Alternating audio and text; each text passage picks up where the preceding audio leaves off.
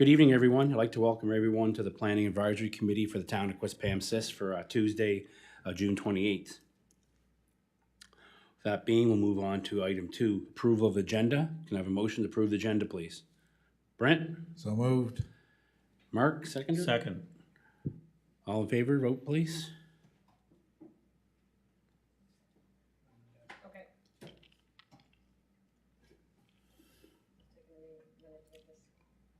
Yeah.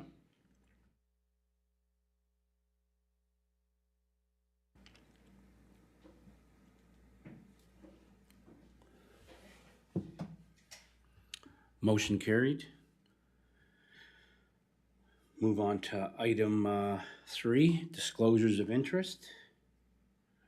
There's none being. Move on to item 4, approval of previous minutes. Is there any adjustments to the minutes?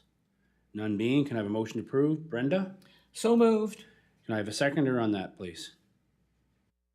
Mark? So moved. So moved. Okay, thank you.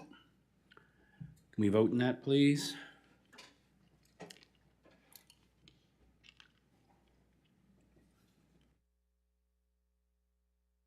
Motion carried.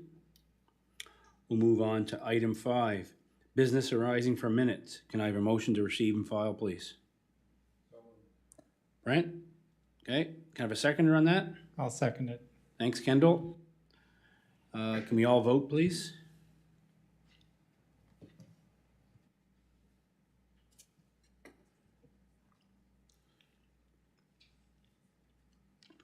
Motion carried. Item 6, unfinished business. None being, we'll move on to item 7, new business.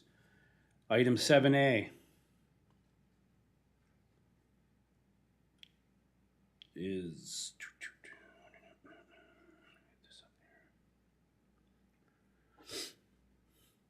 2 Diggle Drive, an application requesting approval to construct an oversized detached garage at 2 Diggle Drive, PID 303-42299. Could the applicant please come up to the podium, state their name for the record?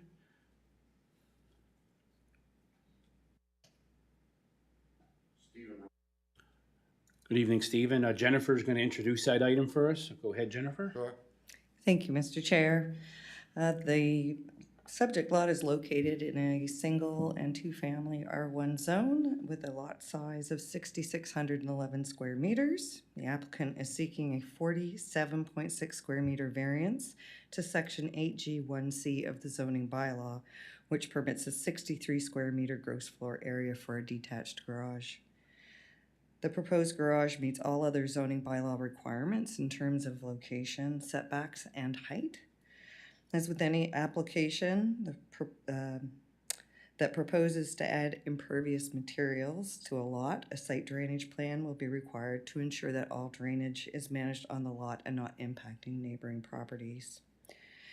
PAC did approve a variance in the past to a different property with a total of floor lot variance of 138.3 square meters. That detached garage's overall floor space was 201.3 square meters. So this would not be precedent setting. We did send notices to to properties within 100 meters, and we did not receive any concerns, and staff has no concerns with this application. Thank you. Thank you, Jennifer. Mr. Ryan, you would have received the same package we did in the mail. Is there anything you'd like to add or discuss prior to members of PAC or the public asking you some questions? No, other than the fact that when I built the garage, it was over, right, and everything. It was 26 by 30, Yeah. the main garage. Well, I had a shed there, 12 by 18, which I tore down a couple of years ago. There's no windows in this garage. This garage is for storage, other than minor stuff, my motorcycles and you know, normal lawnmower or whatever, right? Mm-hmm. So there's no windows in it. The new addition, no windows, no outside doors, because sun is your enemy on toys, right? And it's a toy box.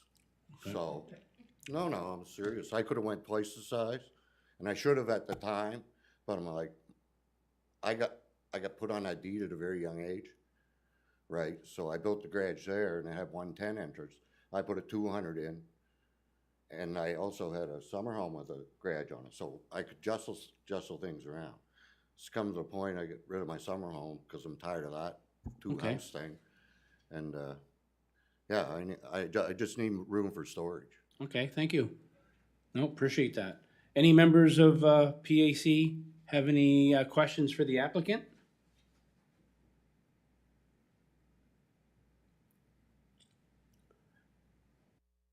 None being, is there anyone in the audience willing to speak for or against this item?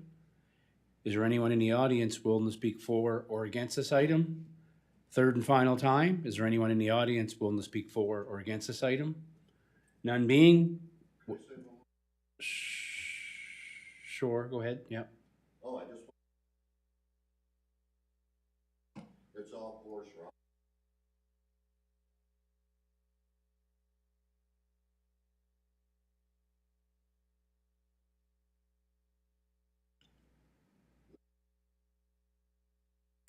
Okay. Nothing.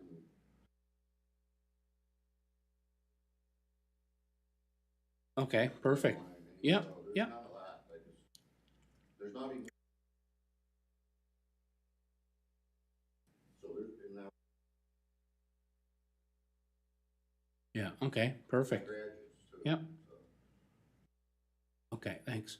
Would a member of PAC like to put a motion for or against with terms and conditions? Kendall? I recommend the Planning Advisory Committee approve a 47.6 meter variance to section 8G 1C to permit the construction of a detached garage at 2 Dingle Drive, PID 30342299, subject to the following terms and conditions.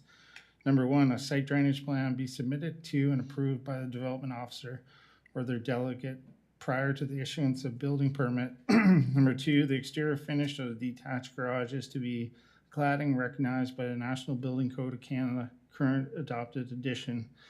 Number three, the proposed garage is not to be used as a dwelling unit or for keeping of livestock or as a home business. And number four, a building permit is issued prior to construction. Thank you, Kendall. Can I have a seconder on that, please? I'll second that, Mr. Brent? Chairman. Okay. Any questions on the motion? None being, could we please vote, please? Thank you.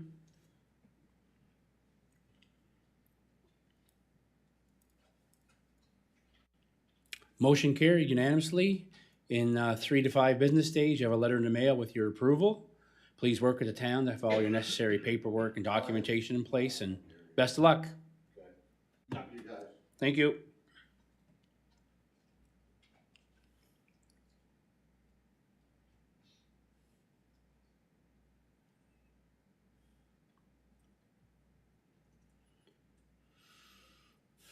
We're going to move on to item 7B. An application requesting approval to erect a fence such that is 0.3 meters from the property line and a variance to permit an accessory building to be located 0.75 meters from the rear lot line and property of 8 Branch Crescent. Could the applicant please come up to the podium and state their name for the record, please? Hi, my name is Thomas Demers. Thomas, we're going to have Jennifer introduce that item, then we may be asked some questions. Sure. Thank you, Mr. Chair. The lot is found in an R zone and has 1,346 square meters. An accessory structure and fence are both permitted in this zone. The applicant did receive a notice of decision on May 27th of this year for a 0.6 meter fence setback, which allowed 2 portions to connect to a neighboring property at 50 Grafton, if the committee remembers. And also concerning a different accessory building to be set back. It also received a variance for a setback, but this is for a different section of the fence and a different accessory building. So the applicant is now requesting to locate a portion of the fence abutting 46 Grafton and 12 Branch Drive to within 0.3 meters of the property line, of the shared property lines, and that's shown in figure 1 in your package. PAC also approved a setback variance for an existing accessory building, as I said. sorry. So this new accessory building is actually the pool shed and is suggesting to be within 0.75 meters of the property line shared with 46 branch, I believe. And so originally the site plan showed it was 1.5 meters setback, but now requesting to be 0.75 meters. We did send the notifications around to properties within 50 meters. We received no concerns, and staff have no concerns either. Thank you, Mr. Chair. Thank you, Jennifer. Mr. Demers, you would have received the same package we did in the mail. Is there anything you'd like to add or discuss prior to members of the PAC or public asking you a few questions? Okay, go ahead. Yeah, thanks for having me back. I did notice something I want to ask for a correction to be made in the subject of the staff report. It talks about a 0.75 meter setback request from the rear lot line. It's from the side lot line, but that clarification is not needed in the recommendation section since it doesn't specify from which line the variance is from. So yeah, this project is for a pool installation. All the required permits have been previously issued, as mentioned by Jennifer. This is just making an amendment to two of them. I was previously on PAC, as mentioned as well. That was to allow an existing shed to remain as is, and also to allow the use of an existing fence at 50 Grafton, so my new fence could just tie to his. So, or why I'm back here, since my last visit here, as we were walking down the site and going over the details with the pool installer, he recommended I proceed with this request that would really maximize the usable space around the pool. And he was concerned about maybe, the way things were a little crammed, it might impact the traffic flow around the pool and the kids and their access to inside and outside the pool. So by moving the fence out by 1 foot, it allows also the pool house to be moved by 2.5 feet and really opens up that walking area around the sides and back of the pool. So I took his advice and decided to give it a shot and come here. I talked to both neighbors that are affected previously, and they both have no issues with the requests that were presented to the PAC. Maintenance of the pool house, I don't see as an issue. It is, instead of 5 feet from the property line, it's going to be 2.5 feet from the property line, but that still leaves 1.5 foot from the fence. The tightest area is just on one corner of the pool house because the pool house is at quite an angle to the shed. So access to the back side of the pool house won't be impacted by its proximity to the fence. So I don't see maintenance as being impeded here. The fence will be professionally installed and with pressure treated wood. One thing that we discussed with the installer is that when the final grade is established for the project, but before the pool house gets constructed, we'll have him come in with to install the posts so that he can bring the digging machinery or equipment and have it travel through my property, where the pool house is going to be eventually. So that'll eliminate any need to use the neighbor's property to move the digging equipment to the backside where the posts are going to be. What else did I have here? Oh, the survey monuments for the back, they're clearly found, very visible, and you can actually clearly establish a direct line of sight between all three survey monuments, so I can clearly install indicators to show where the property line is, so I don't see a lot of risks of the fence or pool house, not being installed where this request is detailing it to be. I think that's all I had to add, so I'll give it back to you. Perfect. Thank you. Thank you for that update. No problem. Any members of PAC have any questions for Mr. Demers?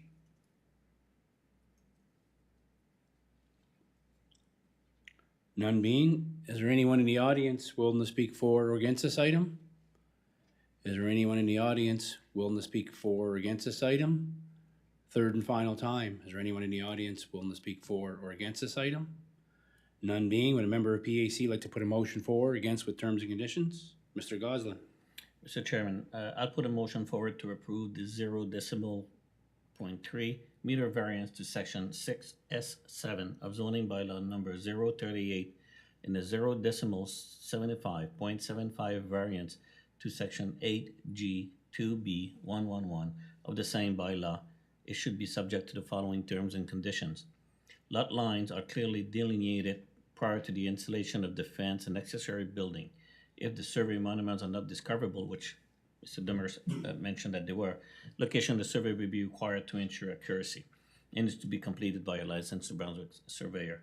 All fence installation work is to be done within the confine of the lot at 8 Branch Street, Crescent. Number 3, the accessory building will not be used for a business purpose or for the keeping of livestock or as a dwelling unit. And number 4, a fence permit and accessory building permit are issued prior to construction. Thank you, Mark. Can I have a seconder on that? Kendall? I'll second it. Thank you, Kendall. Is there any debate on the motion? Yep, go ahead, Brent. The only thing I'd like to add is that the accessory building be clad in material recognized by the National Building Code during adopted edition. Thank you. Any further debate? Can we take a vote on that, please? Oh.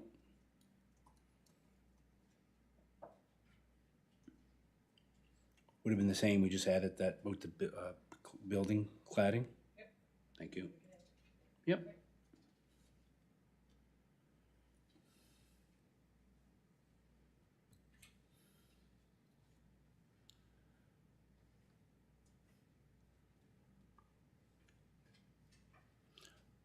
Motion carried. You'll have your letter in the mail in 5 to 7 business days. Please work with the town to have all necessary paperwork and permits in place, and best of luck with your construction. Thank you very much. You're welcome.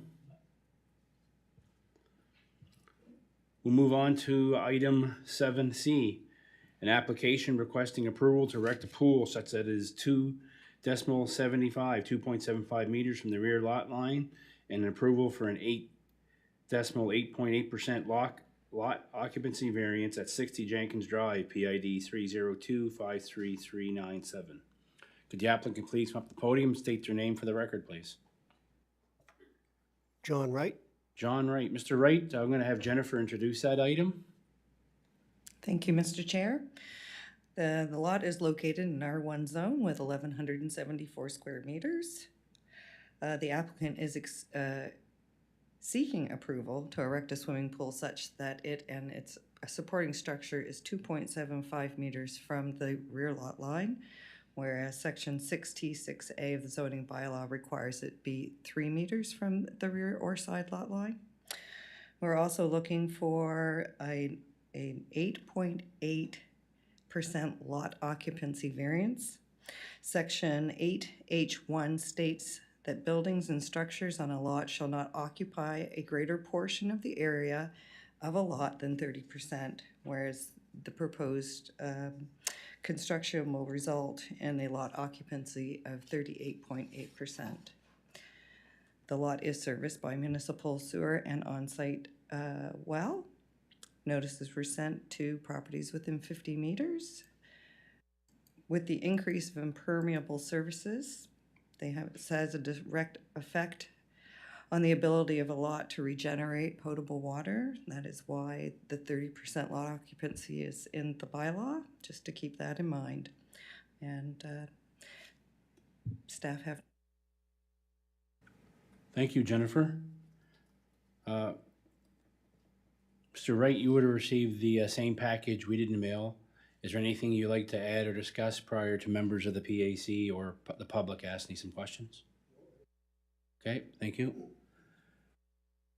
Any members of PAC have any questions for the applicant?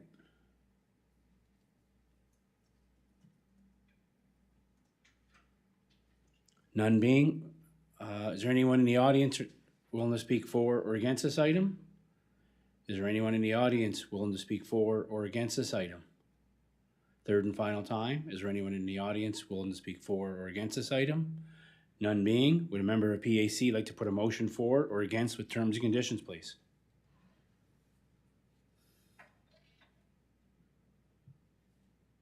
Kendall? I recommend that the Planning Advisory Committee approve a 0.25 meter variance to section 6T6A of zoning bylaw number 038 to permit a 2.75 meter rear yard setback and approval of an 8.8% variance to section 8H1 to permit a lot occupancy of 38.8% at 60 Jenkins Drive, PID 30253397, subject to the following terms and conditions. Number one, the rear lot line abutting 60 Jenkins Drive is to be clearly delineated prior to the installation of the pool and the fence. If the survey monuments are not discoverable, a location survey will be required to ensure accuracy and is to be completed by a licensed New Brunswick land surveyor. Number two, there will be no further consideration for any future structures or buildings for the lot. Number three, a building permit is issued prior to construction. Thank you, Kendall. Can I have a seconder on that, please? Mr. Chairman. Brent, thank you. Is there any debate on that motion? Mark? Yeah, Mr. Chairman, on number 2 there, should we add on that there be no expansion to any existing building also? The reason being because it's already over 30% at 38%, and now we're talking about future structure, not additional. So I would recommend that we add on there's no extension or expenditure of the existing building structure. Is that, we okay with that, everyone? Thank you. Thank you, Mark, for making that point. Any further debate by PAC members? Can we take a vote on that? Is that Dwight, does that make sense for what we're talked about there, Jennifer? Yeah, okay, perfect. Thank you.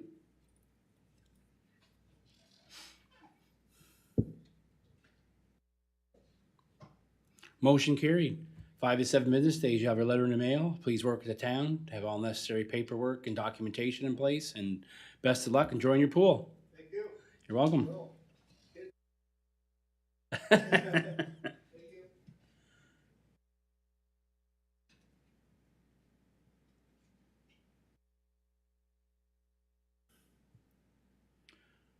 We'll move on to item 7D, Highlands of Queensberry subdivision, phase 7, tentative plan. Could the applicant please come up and state your name for the record?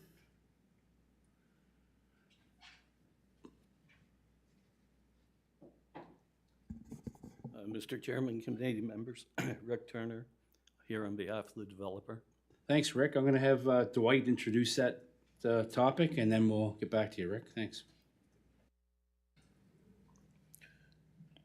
Thank you, Mr. Chair. Highlands of Queensberry, Phase 7 is a residential subdivision that was before Planning Advisory Committee, has been indicated in my staff report.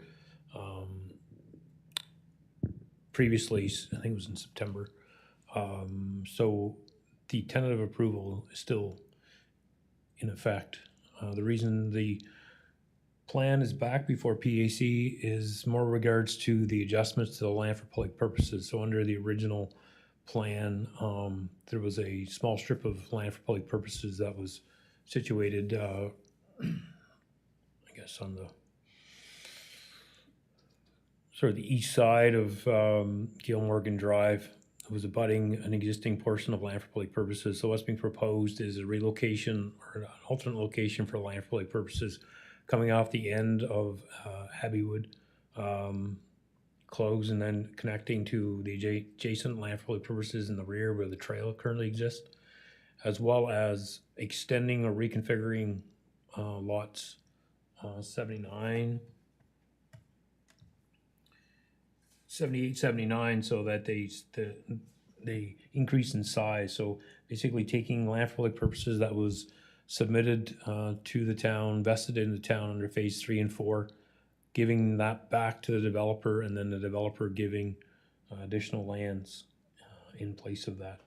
So as I've indicated in my staff report, the main focus is having PAC review the proposal and then determining if they feel it's a reasonable request, And if it obviously provides some sort of balance with the transfer of land for public purposes between the town back to the developer and then what the developer is proposing. So in this particular case, phase 7 will have, as shown on the screen, there's a strip of green land, green area at the end of Abbeywood. That's land for public purposes, as well as the strip of green land is sort of further to the north of the page, existed on the previous plan. This one also proposes land for public purposes adjacent to lot 83 in Abbeywood. So it's sort of where the trail or the land for public purposes is provided under phase 6, where the cursor is shown on the screen right now.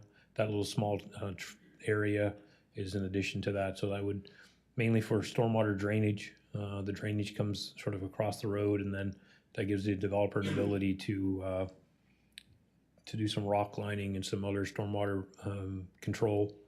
And then ultimately we probably could put the trail through there as well. So the developer is also requesting PAC consider foundation elevation variances at this point for lots 80 to 83, as they will sit below, they won't meet the 1 meter above street line. So rather than have the developer come back, just sort of a granting a foundation elevation variance for those lots on that portion of the road.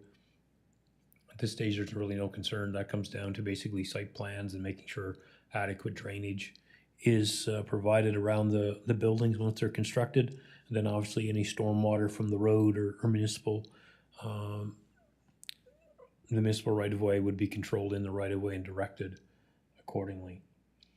The actual, getting back to the actual vesting or the change of land, the new Community Planning Act provides provisions where you can submit an amending plan, and then the actual transfer of the land for public purposes can take place. So it's not really going out to the public and disposing of the land. We're simply just doing a sort of a land transfer in this particular case. So I think that should be suffice to sort of give you an overview, and then obviously I'm open to any questions PAC may have. And Thank you, Dwight. Mr. Turner, you would have received the same package we did. Anything you'd like to add or discuss prior to members of PAC or the public asking some questions? Well, I think what's proposed is just an overall better product, better layout. We lose a lot in doing so, but it makes the lots that we do have probably a little easier to develop. The trail, when we were vesting land previously, the area shown in red on the diagram, we didn't know where the town may put the trail, so we just kept adding on down over the side hill, and it ends up, we find now that where they've got the trail is further up, and what we're doing is adding that strip between lots 79 and 80, which is a nice gentle grade straight out to the trail. If we try to bring the trail off the cul-de-sac up into the red area, we're in the mountainous terrain, so to speak. I did have a question in regard to timing. Department of Environment and our permits, we couldn't really go in and do any work until after the 1st of June. That's a requirement by the Environment Department. So contractors lined up to do the work, busy on another job right now, which is going to put us into construction probably overlapping the September date in this. So my question, I guess, probably to staff, does this mean we're approved for a year from now, or do we still have to try to finish up for September? If we have to finish up for September, you're going to have to look at this ugly puss one more time. So I'll leave that with you. Dwight, is that something you can answer?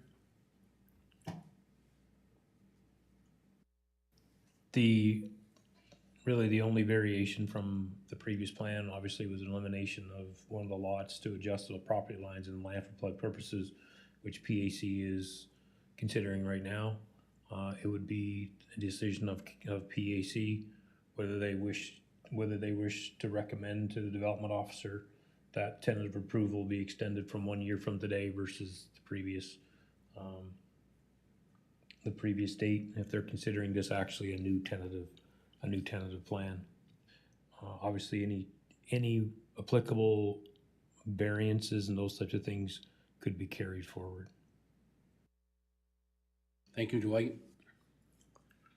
Any members of PAC have any questions for the applicant? Kendall? I'm not sure if it's for the applicant or staff, and it could be just the angle of the air photo, but when I look at the air photo and I try to follow the existing trail, it just looks like it actually cuts into lot 79, but I could be wrong. Just when I zoom in, and I wasn't sure if we're adjusting the existing trail. Just, there's a lot of citizens like that trail, so I wouldn't want it to be impacted.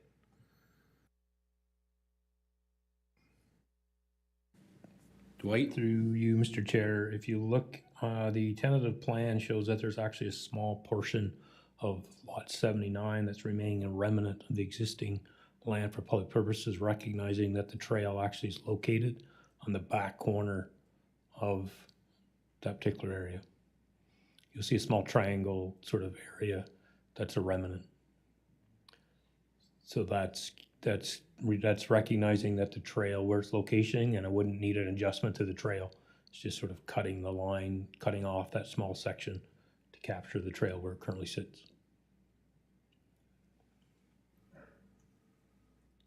Thank you, Dwight. Kendall, anything else? Nope, that's everything, thanks. Thank you. Any further questions from PAC members to the applicant? Mark? Yeah, Mr. Chairman, just from my curiosity here, on lot number 79 and 78, there's a dotted line that says PID 302792885. I just wonder what's this dotted line for? And is there two PID like is? Through you, Mr. Chairman, we were vesting land at a percentage on each phase, and the line you're referring to is between two PID numbers that were both vested. And as far as the trail, we did leave that remnant because we realized that the trail would, I think, goes right across the property pin at the very far corner. But it's the two different PIDs there that were vested previously. So those PIDs are gonna remain for LPP, is that what they are? Yes. Yeah, okay. Any further questions for the applicant? None being, is there anyone in the audience willing to speak for or against this item? Is there anyone in the audience willing to speak for or against this item? Third and final time, is there anyone in the audience willing to speak for or against this item? None being, would a member of PAC like to put a motion for or against with terms and conditions, please?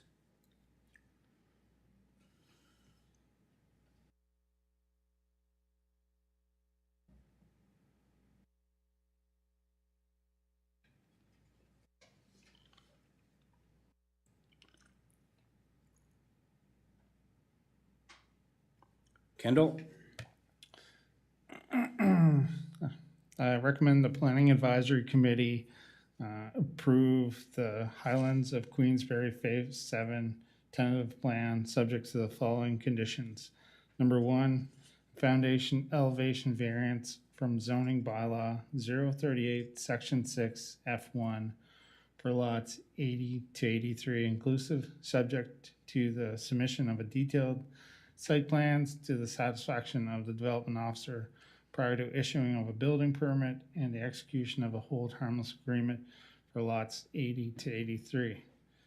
Number 2, the proposed LPP for phases 7 and the LPP land amendment is acceptable as shown on the plan, with the level of trail development required by the developer is to be established prior to final plan approvals and included in the subdivision development agreement.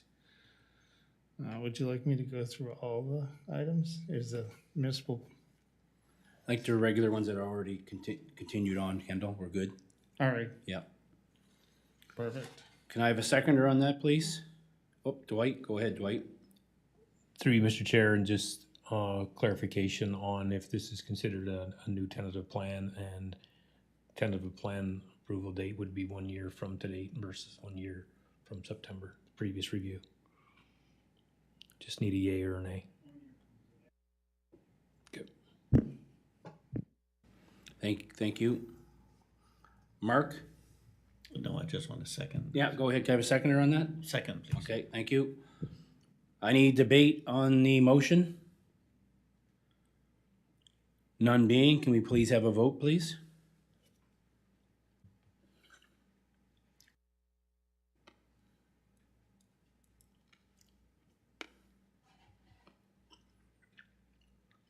Motion carried. 5 to 7 business days, you have a letter in the mail. Please work with the town to have all necessary your paperwork in place and documentation, and you got a year extension there, so hopefully you get that done.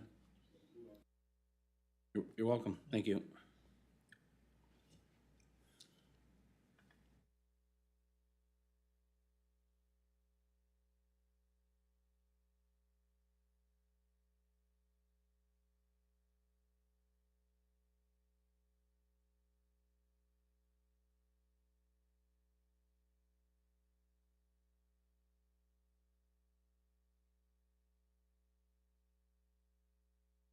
Okay, we're gonna move on to item 7E, JKE Quality Homes, Inc., tentative subdivision plan, 450 Brady Lake Road.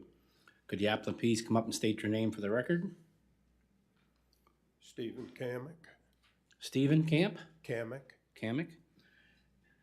Stephen, we're gonna have Jennifer introduce that item, and we'll maybe ask you some questions. Thank you, Mr. Chair. This is a tentative subdivision plan for 45 Bradley Lake Road. It is proposing to create 10 new building lots, residential lots, with RU or rural zoning. The creation of 38,800 square meters of land for public purpose. The 10 building lots meet all of the requirements except for 2. They're considered flag lots and would require variances as they only have 15-meter frontages, whereas the rural requires a 54-meter frontage. All other lots meet and exceed the area required depth and frontages. The public street will be Bradley Lake Road, so there's no new public street.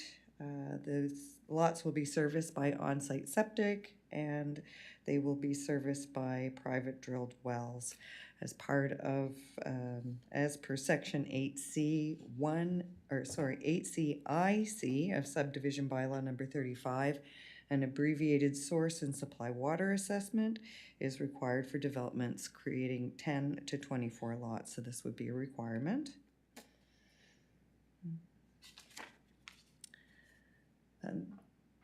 Staff are aware that there are significant drainage challenges and channels, as well as potential for delineated water courses and wetlands in this area.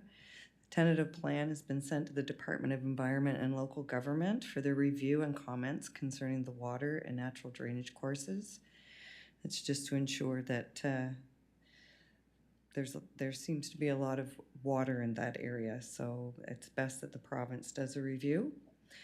The predicted wet area mapping tool that the planning department uses does indicate that this area does have significant surface water. Contours that are shown in figure 1, they show a very significant slope from the back of the lots to the front, going from 60, 70 meters above sea level to 20 at the front of the lot, and that's over 260 meters, so it's quite a drop.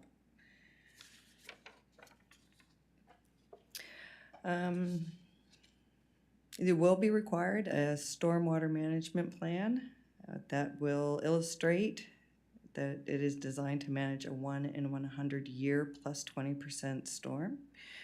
And the stormwater management plan would also need to ensure a net zero balance between pre and post development.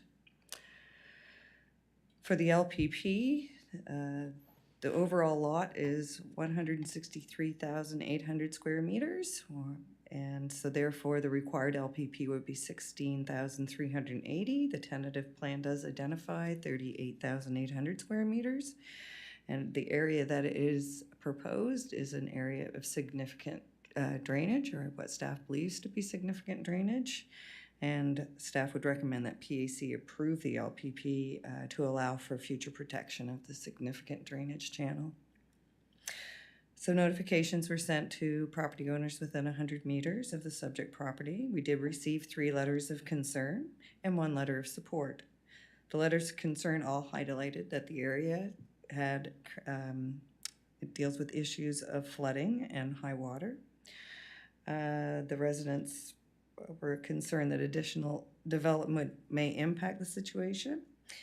1 letter was asking for streetlights and sidewalks, and we have had video provided by by some of those with concerns that I believe was made available to the PAC members as part of their package.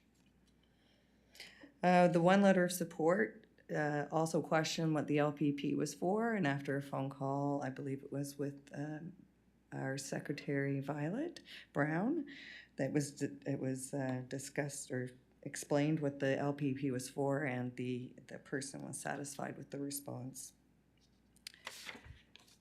So staff, our concerns are also with the amount of drainage or potential water that's in the area, and we are awaiting a response from the Department of Environment indicating if delineation of the drainage and water courses is a requirement. Thank you, Mr. Chair. Thank you, Jennifer. You would, McCamissick, you would receive the same package we did in the mail. Anything you'd like to discuss prior to members of PAC or the public asking some questions? Nothing major, just I was talking to one of the neighbors the other day, one of the ones that had the concerns, and in talking to him, I found the water was still an issue, but his concern was more his property taxes are going to go up, and he didn't want any more development on Bradley Lake Road because basically his property taxes was one of the biggest things. He spent more time talking about that than he did about the water. So, just 1 second here. Oh, and he was going to lose his privacy because one of the lots, and it's the lot that's across, it's not even across the road from him because he's one of the properties down from the lower end of the property. So that was his 2 biggest issues that he talked about during the whole discussion on the issue. He said, you develop this and sell off these lots, someone else is going to develop down the road, and then there's going to be someone develop up the road. And, you know, that was seemed to be more his focus than it was about the water. Okay, thank you. Any members of PAC have any questions for the applicant? Kendall? I was just wondering if you have an initial plan on how you would deal with the stormwater. Did you have any discussions or initial concept plans on? It does look like, I mean, I'm just looking at a drawing, but it looks like a considerable amount of water. Down on that lower end, that last property, between the 2 last properties, there is significant water that comes down off of the hill at that point, but also what's happening, there's significant drainage ditch up at the top of the hill further up the road, and they're both coming down to the one culvert and going across the road, and that's what's between the 2 is what's creating the problem. I think if it was one or the other, it probably wouldn't be near the problem that it is, but with coming down off further up the road and coming down off my property, the two of them combined. It's between the culvert not being enough to handle it and the ditch leading down to the brook in behind. There's really not much of a ditch there. I don't know if you've ever been out through there, Dwight, and seen any of that when it's flooded across there or not. Is that like what they're showing on there is coming from the top, from the water meets in the middle of those? Yeah. Yeah. So do you have plans on putting in additional culverts across the road? Or?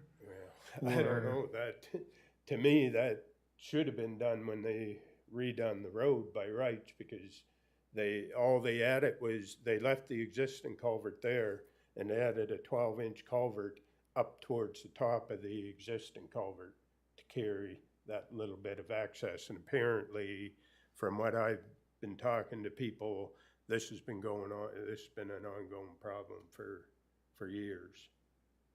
So I don't know that it's my problem to fix an existing problem. It's my problem not to create any more problem. So that problem that's there now is an existing problem. I don't see that I should have to start tearing up roadways and putting in. I'm just asking a question. I know. I guess, haven't yeah. really. This all come about here just since the letters have gone out to everybody as far as trying to figure out this drainage for the lower end. All right, so you're in the initial stages of Yes. drainage planning. Okay. Yeah.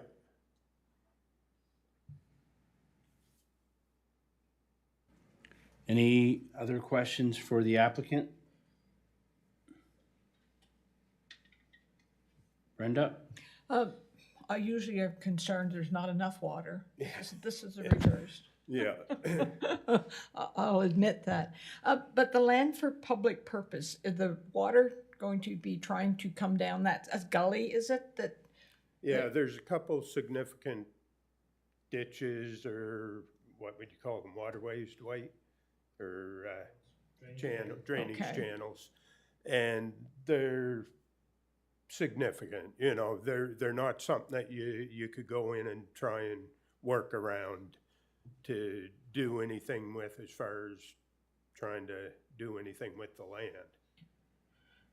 And I know from experience that at the bottom of Keller's Hill, beside Bradley Lake Road, Yep.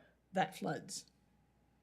Yeah. You know, is that going to be adding to that if we don't do something there? It's all interconnected, I assume? It is. I mean, that runs across the road, runs into Bradley Brook, and out to Keller's Hill, where Bradley Brook crosses. And Bradley Lake itself is in the St. John watershed. Yes. Does that any impact that you have to make when you're building things? Maybe Dwight would know. I don't think it really would have any impact. It would have more impact on the brook.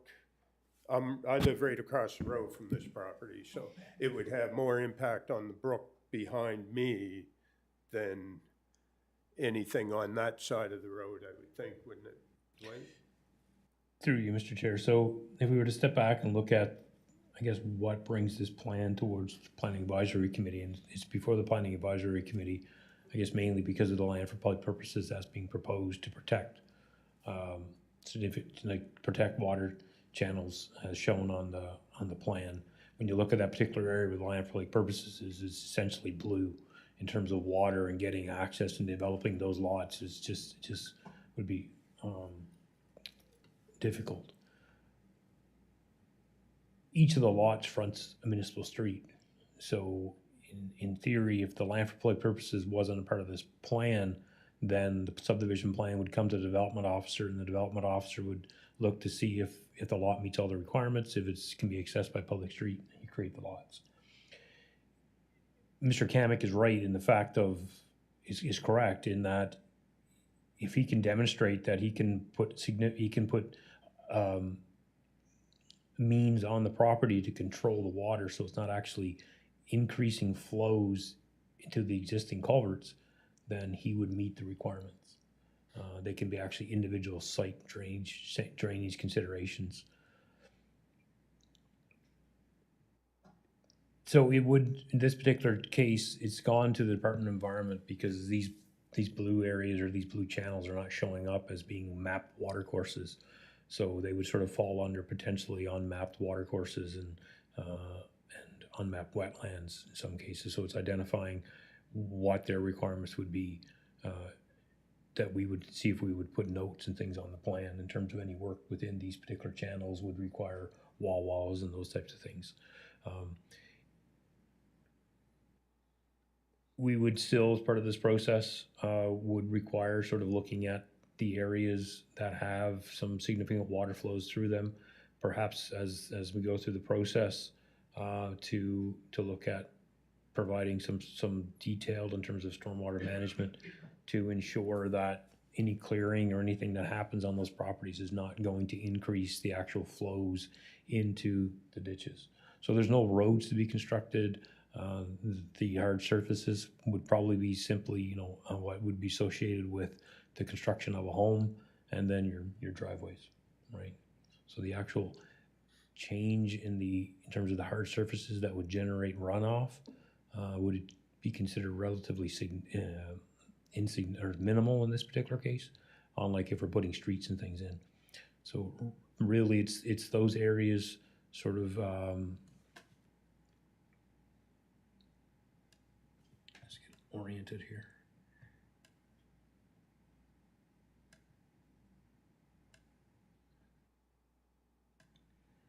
So the lots that are across from 441, 439, that particular area, where you see that, you know, that would be somewhere we would probably ask from a planning perspective and an engineering perspective to look at what can be done sort of to mitigate any additional flows in that particular area. Would it make any difference if we took that last lot off?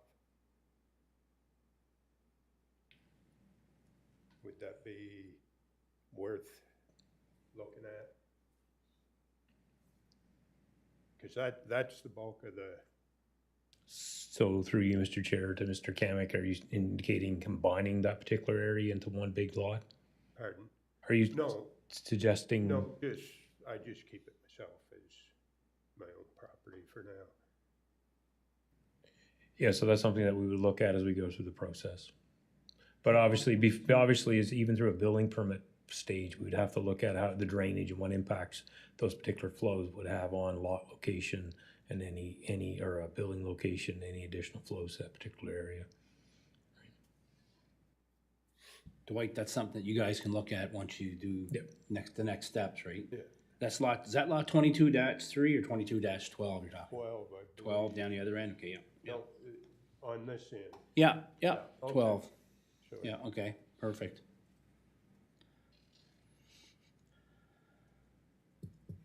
Any further questions for the applicant?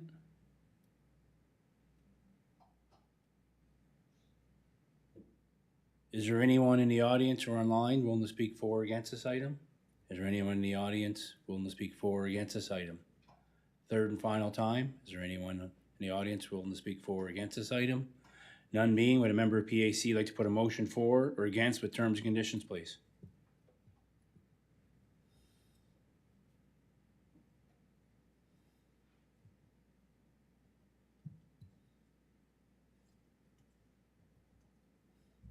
Mark? Mr. Chairman, I'll put a motion forward considering the approval of JKE Quality Home, Inc. tentative plan and seeking PAC recommendation concerning the following. Approval of a 39 meters variance of section 25K1A of zoning bylaw number 038 for lots 25-5 and 22-7 to permit the reduction of a lot width to 15 meters. Approval of the LPP for section 6J of the Town of Quispamsis subdivision bylaw number 035 or recommend option to satisfy the LPP requirement. Thank you, Mark. Can I have a seconder on that?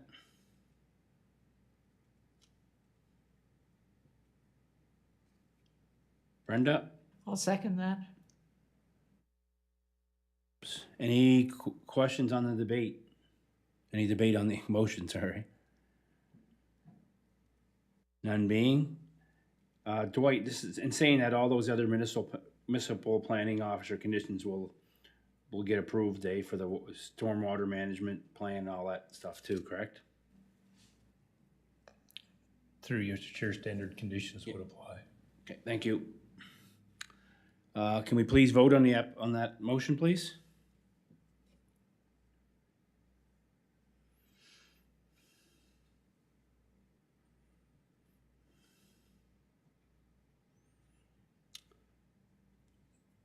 Motion carried by a vote of 3-1. So in the next 5 to 7 business days, you have a letter in the mail with your approval, so please work with the town. Have all necessary paperwork, documentation, look at those water flows and, try to help those neighbors out there. Water's bad, but in a roundabout way when it comes this way, so hopefully that can get alleviated and managed properly with the stormwater management plan. You're welcome. With that, we'll move on to item 8. Can I have a motion to receive and file, please? Brenda? So moved. Seconder? Brent? Okay, can we have